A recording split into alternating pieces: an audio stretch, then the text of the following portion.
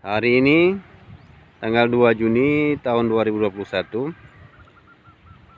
berita Banda Baru melaporkan dari Kampung Jamuan, Kecamatan Banda Baru, Aceh Utara.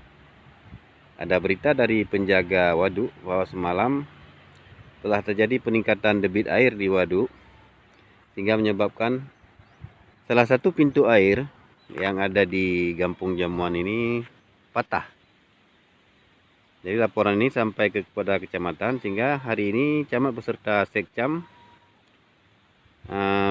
dan PLD juga PD setempat meninjau ke lokasi.